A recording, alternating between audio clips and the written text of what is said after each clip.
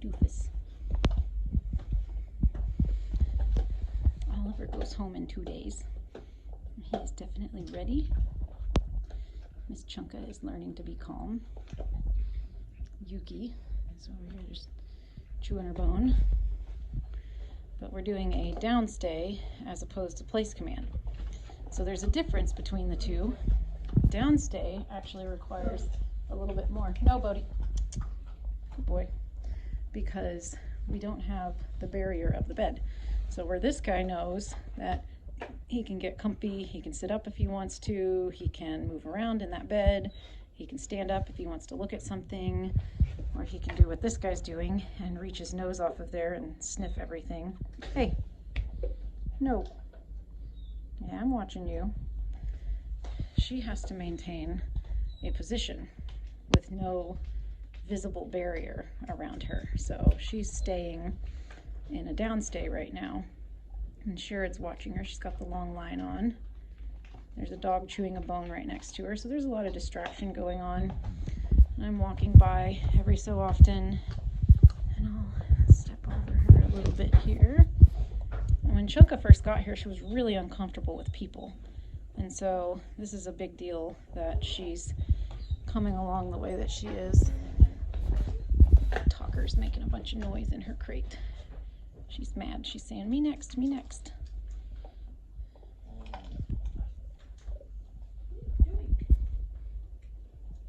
Oh, you're so weird, Bodhi.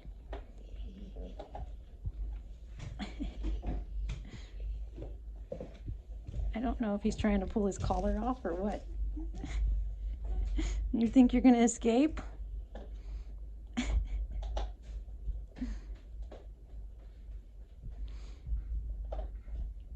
Oliver's just Mr. Calm, not a care in the world. And Chunka's starting to really calm down. We're getting that switch early on with Chunka, which is nice. So you'll hear me a lot of times talk about kind of a temperament switch. Chunka was extremely overstimulated when she got here. And so now we're practicing some calm and working through that calm state of mind. And so this is Chunka, fresh out of the crate. She had a little bit of run time in the yard. She was out there, what, maybe 10 minutes? Not very long at all. Yeah, it wasn't long at all. So she had enough time to go out and potty and do a little bit of recall drills. And then we came in and did a little bit of walking around the house. Then we laid down. And so we're learning to just be. And that's hard for dogs. Chunka is very playful, and so one of the things that we've had to implement with her is we've had to cut out play, which is hard for some owners because everybody wants to be able to play with their dog. You know, why wouldn't you? You want that back. There you go. And she's so cute when she jumps around and tries to get you to play with her, but right now she has to learn to be calm before we feed the hyperactive behavior.